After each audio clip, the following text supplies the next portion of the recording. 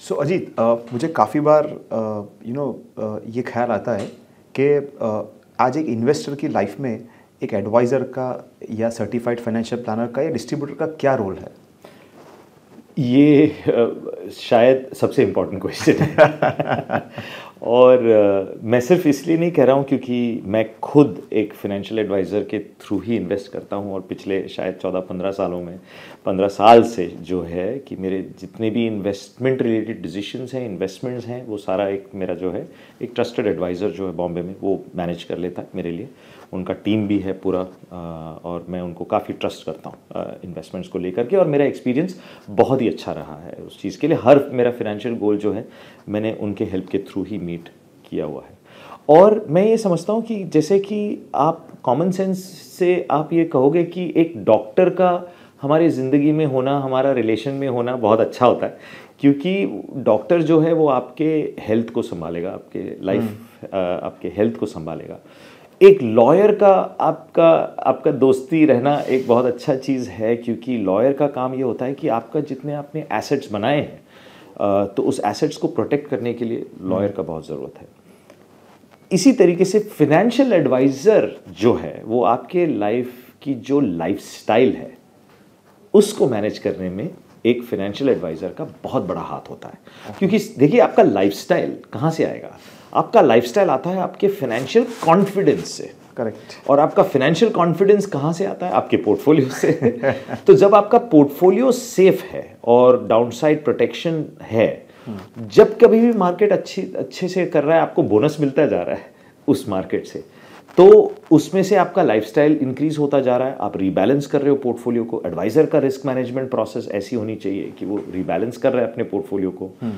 आपको ये पता है कि पैसे को लेकर के कि इमोशंस बहुत बड़ा एक फैक्टर होता है, कि आपने खुद से अगर इसको मैनेज करने की कोशिश की तो आप शायद कुछ ऐसे सिचुएशंस हो सकते हैं जहां पे आप डर के मारे कुछ डिसीजंस ले या ग्रीड के मारे कुछ डिसीजंस ले।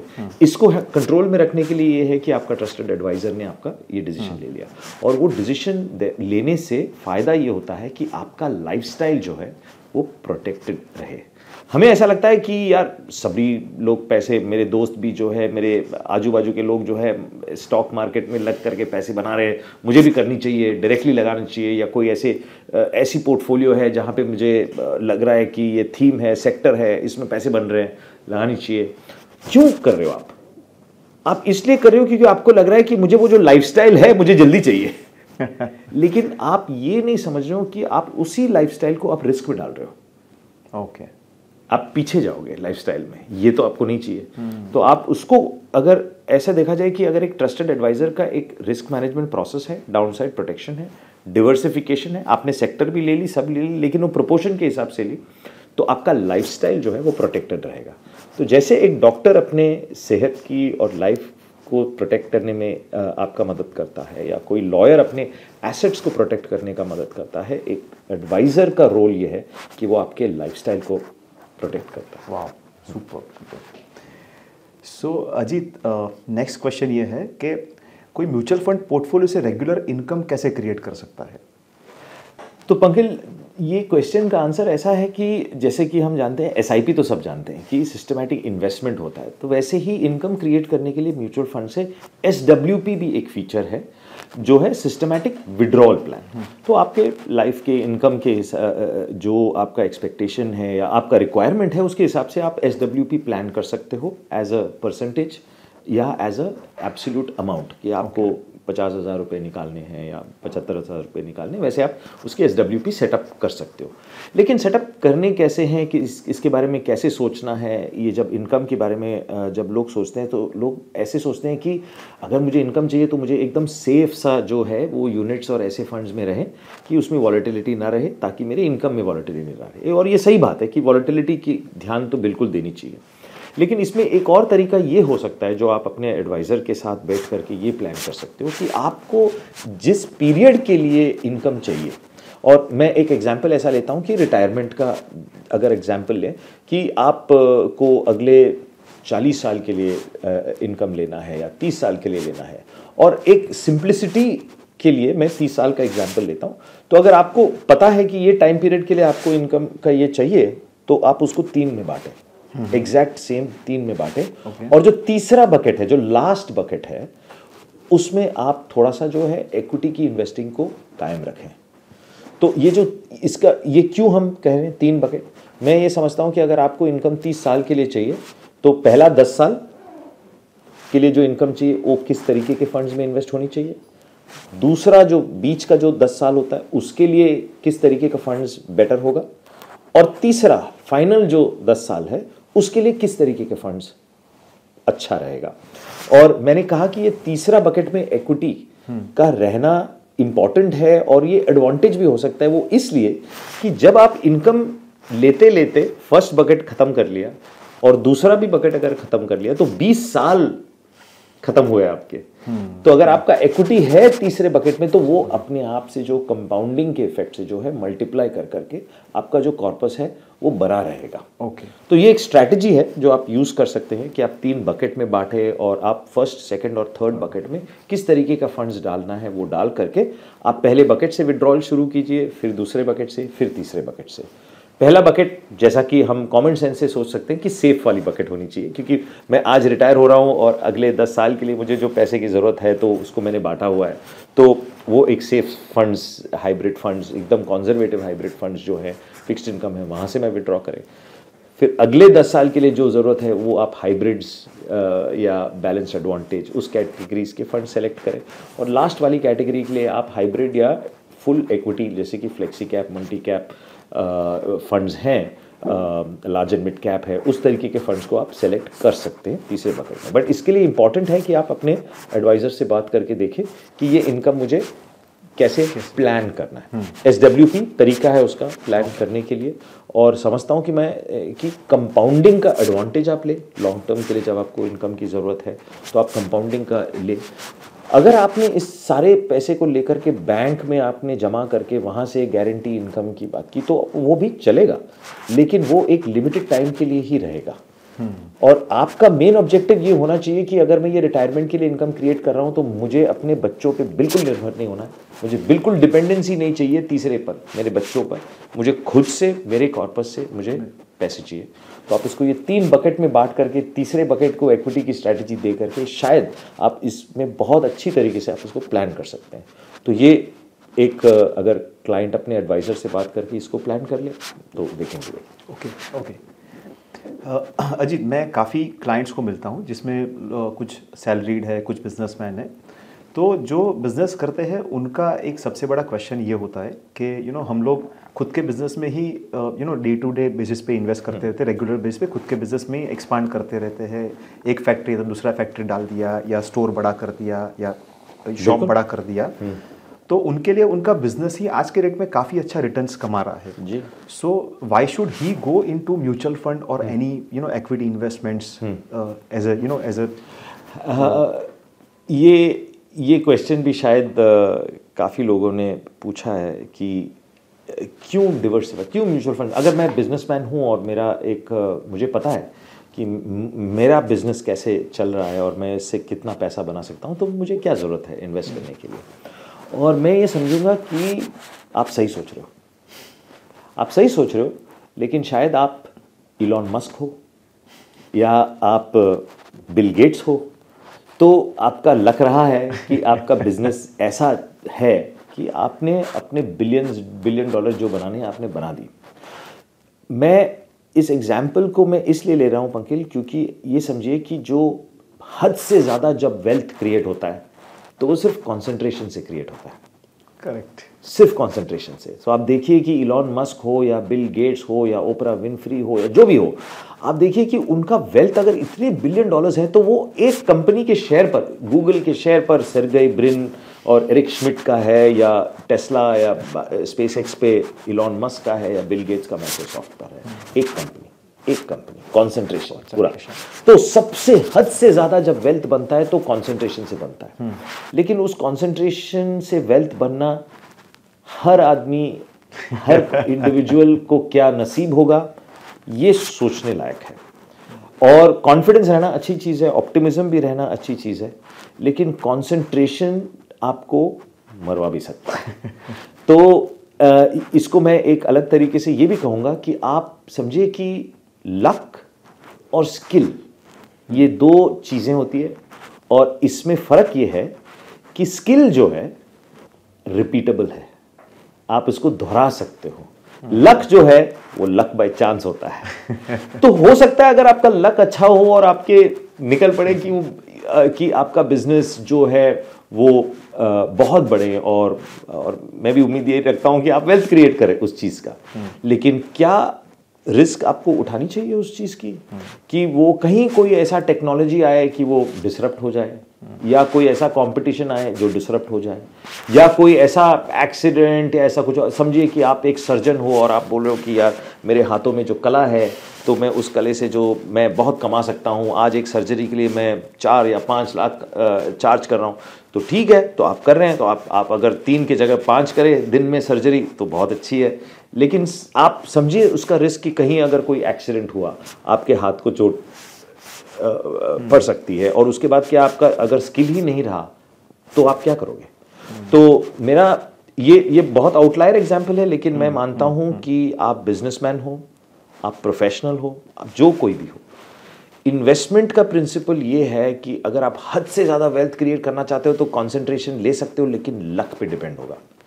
आप स्किल पे डिपेंड करना चाहते हो, आप रिपीट करना चाहते हो अपनी सक्सेस को, तो आपको प्रोसेस ऐसा बनाना पड़ेगा, एक प्रोसेस के पास जाना पड़ेगा कि मैं डिवर्सिफाई करूं। तो आप अगर बिजनेसमैन हो तो आपको पता है आपके बिजनेस से कैसे कमाते हैं, सारा पैसा वही लगाओगे तो कॉन्सेंट्रेशन रिस्क हो गया, लक पे डिपेंड कर रहे हो आप। इसीलिए आपको डिवर्सिफाई करने की जरूरत है। तो ये सिर्फ एक आंसर मैं कहूंगा कि लक और स्किल की फर्क है, और आप रिस्क को जो है डाउनसाइड प्रोटेक्शन के लिए आप डिवर्सिफिकेशन करनी चाहिए। आप जो भी हो, जैसे भी हो, जिस तरीके का भी आपके पास स्किल और कॉम्पिटेंसी हो, उसका एक अलग स्किल भी होना चाहिए आपके पास। Okay, wonderful Ajit, wonderful answer. अच्छा अजीत, मैं if you don't mind can I ask you a personal question please. Yeah so as a CEO आपके पास तो इन्वेस्टमेंट के सारे ऑप्शंस है एंड एक्सेस भी है, आई वुड से दैट। तो आप खुद का पैसा कहाँ पे इन्वेस्ट करते हैं और अभी तक आपने खुद का पैसा कैसे इन्वेस्ट किया और आप कैसे आने वाले टाइम पे भी कैसे करोगे? तो पंकज, मैंने शायद इस पॉडकास्ट के स्टार्टिंग में कहा होगा कि मैं एक इन्वेस्टमेंट एडवाइज़र के थ्रू इन्वेस्ट करता हूं, और क्योंकि मेरा एक एक्सपीरियंस रहा है, तजुर्बा रहा है कि मैं जाकर के लोगों से मिले, उनके जो क्वेश्चंस हैं वो मैं सुनूं, और उनके जो चैलेंजेस हैं उसके बारे में मैं समझूं कुछ। और बड़े बड़े एडवाइज़र्स, एक्सपर्ट्स, भले पीजिम हो, मेरे previous experiences DSP black rock वगैरह में जो था, तो वहाँ से लोगों से ये समझा कि इमोशनल चीज़ होती है इन्वेस्टमेंट, और इमोशन को साइड में रखना बहुत मुश्किल होता है। तो एक ट्रस्टेड एडवाइज़र हो जिसकी कॉम्पिटेंसी अच्छी रहे, तो आप उनके साथ जुड़ करके आप काम कर सकते हैं, और उनके प्रोसेस पे जो है आपको ट्रस्ट रहना चाहिए। तो मैं बिल्कुल एक ट्रस्टेड एडवाइज़र के थ्रू इन्वेस्ट करता हूँ। मैं अपने इन्वेस्टमेंट्स को सिंपल रखना चाहता हूँ, तो मैं लाइफ में शायद एक हाथ स्टॉक में इन्वेस्ट किया होगा, आज शायद नहीं होगा। तो आप समझिए कि इस फील्ड में रहा हूँ, मेरे सारे इन्वेस्टमेंट्स जो हैं वो म्यूचुअल फंड्स में ही हैं, और म्यूचुअल डिवर्सिफाइड पोर्टफोलियो में एक गोल्स को लेकर के कि मेरे 2 बच्चे हैं, उनके गोल्स, मेरे और मेरे वाइफ की जो रिटायरमेंट की गोल है, हमारे साथ हमारी जो एक मेड हैं जो अपने बच्चों जब छोटे थे तो हमारे साथ फुल टाइम से हमारे साथ है, तो अभी एक दीदी बन गई है हमारे लिए, तो उनके पेंशन के लिए प्लान है। तो सारा ये जो है ये मैंने फाइनेंशियल प्लानिंग अपने एडवाइज़र के थ्रू किया हुआ है।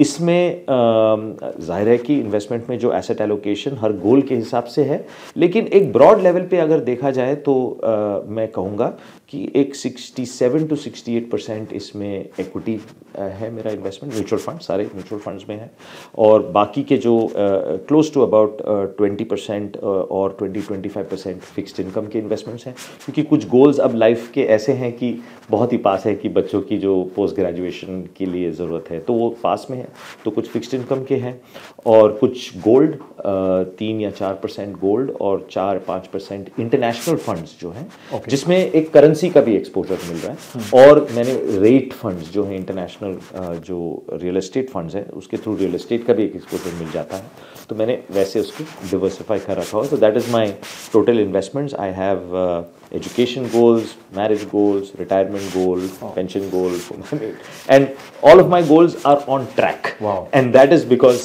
कि मेरा जो investment advisor का जो process है, उस process को उस प्रोसेस को सेकंड गेस करना बहुत डेंजरस है किसी एडवाइज़र का, क्योंकि मेरा जो हीरो है, आपने कहा कि आप इसको किस तरीके से करते हो और आप क्या इसका एक प्रिंसिपल होगा, एक मेन प्रिंसिपल जो मैं फॉलो करता हूँ। तो मैं डैनियल कानमन, रिचर्ड थैलर जैसे जो बिहेवियरल इकोनॉमिस्ट्स हैं, बिहेवियरल फाइनेंस के जो एक्सपर्ट्स हैं, उनका कहना ये है कि हर आदमी इमोशन से डिसीजन लेता है और ऐसे कुछ 100 या 110 ऐसे इमोशनल बायसेस हैं जो उन्होंने आइडेंटिफाई किया हुआ है कि ये सारे बायसेस ऐसे हैं कि इससे आप गलती कर सकते हो। कि आप समझिए कि अगर कोई चाइना ने अगर कहीं वॉर कर दिया, या जो इजराइल और पैलेस्टीन की वॉर है वहाँ पे अगर कुछ बड़ा सा होता है और मार्केट में काफ़ी सारा जो है पैनिक होता है, तो आप उसके हिसाब से डिसीजन लोगे। रीसेंसी इफेक्ट कहते हैं उसको। और इसमें सबसे बड़ा जो डैनियल कानमन को किसी इंटरव्यूअर ने पूछा था कि ठीक है, लोग इमोशन से डिसीजंस लेते हैं इन्वेस्टमेंट का और गलतियां कर सकते हैं क्योंकि ये इमोशंस से आप डिसीजन ले रहे हो, तो ये इमोशंस में से सबसे ज़्यादा खतरनाक इमोशन कौन सा होता है जिससे बच के रहना होता है? और उन्होंने कहा कि है तो 100 से ऊपर ऐसे बायसेस होते हैं, लेकिन मेरे हिसाब से अगर आप एक पूछो तो सबसे खतरनाक जो इमोशन होता है वो होता है ओवर कॉन्फिडेंस। ओके। हर आदमी में ये ओवर कॉन्फिडेंस होता है कि अगर मैंने थोड़े पैसे बना दिए मार्केट में तो मैं तो फंड मैनेजर और एडवाइजर से ज़्यादा ही जानता हूँ, तो मैं कर सकता हूँ खुद से। ये जो ओवर कॉन्फिडेंस है वो बहुत खतरनाक होता है। तो मैं हर वक्त यही सोचता हूँ कि मैं इस फील्ड में हूँ, मैं मार्केट और इन्वेस्टमेंट और फंड मैनेजर से हर दिन मेरी बातचीत होती है, उठना बैठना होता है, लेकिन मैं ओवर कॉन्फिडेंस को साइड में रखना चाहता हूँ। एडवाइज़र का प्रोसेस है, उन्होंने मेरा गोल्स देखा हुआ है, उस गोल्स के लिए क्या ज़रूरत है, रिटर्न की ज़रूरत है, किस पोर्टफोलियो की ज़रूरत है, उन्होंने देखा हुआ है। मैं रिव्यू करता हूँ, मैं उसमें कोई चेंज या उसको मैं चेंज करने की कोशिश भी नहीं करता हूँ। तो ये मेरा मंत्र है। वंडरफुल। तो जैसे ही आपने बोला, सचिन को भी कोच की ज़रूरत है, बिल्कुल, और अर्जुन को भी सारथी की ज़रूरत है, कृष्ण भगवान, वैसे ही सीईओ को भी एडवाइज़र की ज़रूरत है। कोई एक सारथी की ज़रूरत बिल्कुल है। Correct, super. अच्छा अजीत, सो मैं पीजीएम में I have fortunately I work with you PGM in last 8 years और now 10 years I would say. So PGM ने काफ़ी काम किया हुआ है as far as retirement is concern जी। तो 2 बार सर्वे किया है, रिसेंटली रिटायरमेंट का 50 gigs का एक बुक भी पब्लिश किया है। So if you can throw some light on that. Retirement पंखिल एक बहुत ही इम्पॉर्टेंट सब्जेक्ट है हर आदमी के लिए, हर औरत के लिए, हर घर के लिए। और ये ग्लोबल बात है, ये ऐसी कोई इंडिया वाली स्पेसिफिक बात नहीं है। और वो इसलिए है कि अगर आप अपने लाइफ की गोल्स को देखें, कि हो सकता है आपको घर खरीदने की फाइनेंशियल गोल हो, गाड़ी खरीदने की हो, बच्चों की पढ़ाई बहुत इंपॉर्टेंट है एक फाइनेंशियल गोल, उनकी शादी, और आपको शायद बिजनेस शुरू करना होगा, आपके फॉरेन ट्रिप्स होंगे, कुछ ऐसे गोल्स होते हैं। रिटायरमेंट ये भी एक फाइनेंशियल गोल है। अगर आपके लाइफ के सारे अगर फाइनेंशियल गोल्स को आप देखोगे ना, तो आपको हर गोल के लिए लोन मिल सकता है। सिर्फ एक ऐसा फाइनेंशियल गोल है जिसके लिए आपको लोन नहीं मिल सकता, वो है रिटायरमेंट।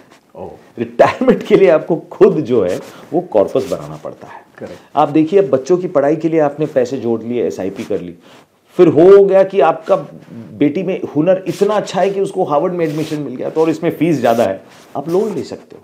आपको घर खरीदना है, 5 साल के लिए आप रुके हैं, सेविंग्स कर रहे हैं, और जब मौका आता है तो आपको लगता है नहीं यार 2 bedroom छोड़ो, 2.5 या 3 bedroom लेना है, तो आप होम लोन बढ़ा सकते हो, होम लोन टॉपअप कर सकते हो, होम लोन एक्स्ट्रा ले सकते हो। रिटायरमेंट की ज़रूरत के लिए आपको कहीं से लोन नहीं मिलेगा। और जो ये रिवर्स मॉर्गेज वाली जैसी प्रोडक्ट्स है वेस्टर्न मार्केट में, इंडिया में भी है, वो काफ़ी ज़्यादा मैच्योर्ड नहीं है अब तक उस रीज़न के लिए। तो रिटायरमेंट पे फोकस रहना ये एक इंटरेस्टिंग सब्जेक्ट है मेरे लिए, और मैं ये मानता हूँ कि इसमें दिक्कत ये है कि लोग रिटायरमेंट को बहुत नेगेटिव तरीके से मानते हैं। अगर आप उनको इन्वेस्टमेंट की जो भी आप बात करो, किसी से भी बात करो, आप देखिए कि people only invest for happy goals. ये आप गाढ़ बांध के रख लीजिए कि people only invest for happy goals. बच्चे की पढ़ाई, बच्चे की शादी, घर, गाड़ी और फॉरेन ट्रिप, ये सारे खुशी के मौके हैं और आप उसके लिए पैसे लगाओगे। रिटायरमेंट काफ़ी लोगों के लिए नेगेटिव है कि मैं रिटायरमेंट करूंगा तो करूंगा क्या, घर बैठ के टीवी देखूंगा, या मेरा कोई ऐसा रेस्पेक्ट नहीं रहेगा, मेरा बिजनेस में ये नहीं रहेगा, और आपको पता है कि जितने लोग रिटायर हो चुके हैं, किसी ना किसी मामा फूफा नेबर है, किसी को ब्लड प्रेशर है, किसी को हाइपरटेंशन है, ये ऐसा इश्यूज होते हैं। तो रिटायरमेंट एक नेगेटिव चीज़ होती है। तो और मैं ये समझता हूँ हमारे रिसर्च में 2 चीज़ मैं आपको शेयर करना ये चाहूँगा, और वो ये है कि पहली चीज़, ये गोल को प्रायोरिटाइज करें, क्योंकि इस गोल के लिए लोन नहीं मिलता। तो आपको इस गोल को पहले प्रायोरिटाइज करना है, और जब इसके लिए आप इन्वेस्ट करोगे तो आपको इस चीज़ को एक हैप्पी गोल बनाना है। आपके मन में पहले आपको रिटायरमेंट को एक हैप्पी गोल बनाना पड़ेगा, खुशी का एक इवेंट। और इसके लिए जो हमने 50 गिग्स की रिपोर्ट निकाली कि आपकी जो हॉबीज़ हैं, पैशंस हैं, उसको मोनेटाइज करने की कोशिश कीजिए। शायद हो सकता है आपको योगा अच्छा लगे, आप योगा इंस्ट्रक्टर की लाइसेंस ले लीजिए, पैसे कमाइए उससे। आपको पेट्स पसंद हो तो आप पेट ग्रूमिंग का कुछ शुरू कीजिए बिजनेस। आपको कुकिंग, बेकिंग या ऐसा कुछ अगर अच्छा लगता है, या डिजिटल कंटेंट क्रिएशन अच्छा लगता है, तो 50 ऐसे हॉबीज़ हमने उस कंपेंडियम में लगाया हुआ है कि आप जिस चीज़ को आप मोनेटाइज कर सकते हो। और हमारा ऑब्जेक्टिव इसमें यह था कि रिटायरमेंट को आप पहले एक खुशी या हैप्पी गोल बनाएं। और मैं मानता हूं कि उसको फाइनेंशियल फ्रीडम के तरीके से सोचे। फाइनेंशियल फ्रीडम हर आदमी को चाहिए होता है। तो ये एक चीज़ है कि आप समझिए कि मैंने अपने इस पॉडकास्ट में काफ़ी बार ये कहा कि सबसे बड़ा रिस्क होता है कॉन्सेंट्रेशन रिस्क। और कॉन्सेंट्रेशन रिस्क क्यों, अगर आपको बच के रहना है तो डाउनसाइड प्रोटेक्शन आपको बना के रखना है आपके सारे पोर्टफोलियोज में, जैसे भी तरीके। जिंदगी की जो कॉन्सेंट्रेशन रिस्क है वो ये है कि आप कमा रहे हो एक स्किल से। आप डॉक्टर हो तो आपको वो स्किल पता है, आप लॉयर हो तो वो स्किल पता है। तो देखिए कि इस स्किल को भी आप अगर डिवर्सिफाई कर सके, कि अगर आप एक स्किल नहीं 2 स्किल से कमा सकते हो। आप भले कॉर्पोरेट लीडर हो, लेकिन शायद आपको फोटोग्राफी बहुत पसंद हो और आप ये सेकंड स्किल लेकर के उसमें कमा भी सकते हैं अगर। तो ये बहुत इंपॉर्टेंट है कि आपके लाइफ में स्किल्स की भी डिवर्सिफिकेशन रहे, ताकि आपकी इनकम की डिवर्सिफिकेशन रहे, ना कि सिर्फ इन्वेस्टमेंट से। तो रिसर्च हमारा जो पीजिम का पंखिल विच यू रिफर्ड, उसमें एक है कि आप रिटायरमेंट को प्रायोरिटाइज करें, रिटायरमेंट को एक हैप्पी गोल बनाएं। और रिटायरमेंट को, जैसे कि पहले एक आंसर मैंने कहा था कि आपने जो इन्वेस्टमेंट कॉर्पस बनाया हुआ है उसको 3 हिस्सों में बांट करके जो है एडवाइज़र के साथ बैठ करके ऐसा पोर्टफोलियो बनाइए कि आप कभी डिपेंड ना हो किसी के ऊपर। तो I would say those are the things, and otherwise the research is available. Please share it in your podcast and people can read that. Sure, definitely.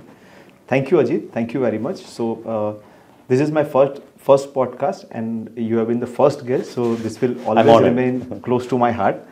And I've spent almost 8 years with you in PGIM. So, I would say it was an excellent journey, and I've learned a lot as far as investment, finance, or any leadership lessons are concerned. So, I've learned a lot from you. Uncle, I wish you the best of luck. I have been honored, and I have been lucky to have you in my team. And now that you're starting your own business, I'm very proud that you're brave enough to do it. Even I have not been able to be brave enough to start something like this. But I'm so proud of you to do this. Best of luck, and my support always on this. I know that your clients will always have the benefit of your good qualities, definitely, of consistency, of persistency, and a very calm sort of analytical ability that you bring to the business. So wish you all the best. And I wish your clients also a very, very prosperous future with you. Thank you, Ajit. Thank you very much. Thank you.